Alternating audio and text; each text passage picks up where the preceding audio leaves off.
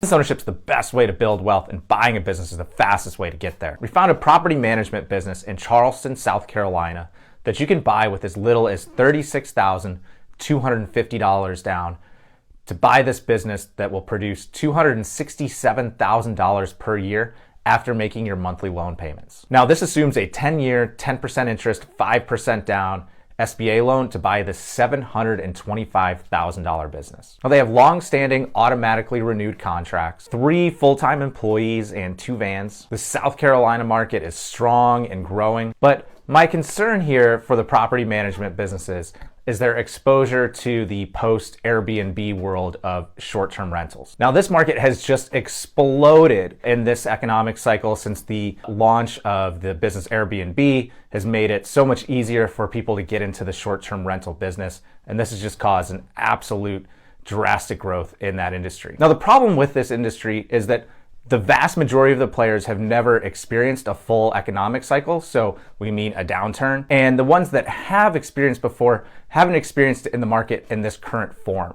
So we see lots of gurus out there and people giving Airbnb advice that I think really don't know what a full up and down economic cycle is gonna look like for the industry. There's a reason why banks don't like to lend to hotels, even if you have a really good hotel, like say a large DoubleTree. It's because the RevPAR, the revenue per average room, can be really volatile, and the leisure and hospitality business just typically has very volatile cash flows.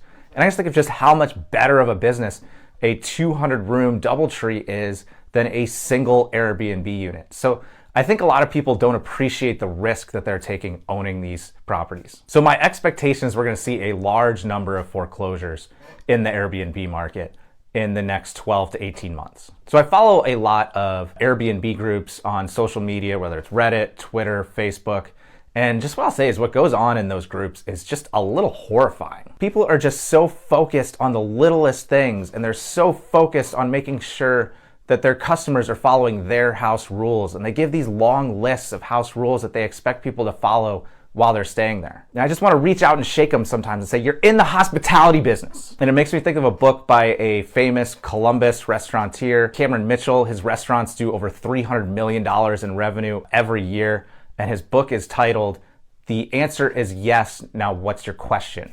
And that's how top tier hospitality businesses operate. And I just don't think that's how Airbnbs are operating today. And I think it's just gotten really far away from Airbnb founder Brian Chesky's original vision for the business. And if you want to learn a little more about Brian Chesky's vision of what Airbnb is supposed to look like, there's a really good interview with him and LinkedIn co-founder Reid Hoffman on Reid's podcast, Masters of Scale. I highly recommend Googling it and listening to it if you're involved in the Airbnb market at all. And to be fair to the people that own these homes and they're renting them out, I really do understand and I feel for them of why they're so focused on every cancellation, on every single house rule.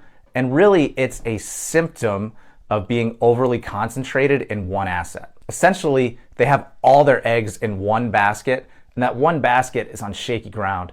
And to be fair, I would probably act the same way in their situation. I think it's more that symptom of the concentration rather than them being poor at business or making bad business decisions. So I really hope I'm wrong about this. I hate to see so many people get hurt, but I think the movie Big Short 2 is going to have a portion dedicated to this Airbnb model. I'm just not sure it's going to turn out well. And that's why I'm really hesitant when I look at property management companies that have any exposure to this market. So reach out if you want to talk more. Let us know if you want our help evaluating any businesses.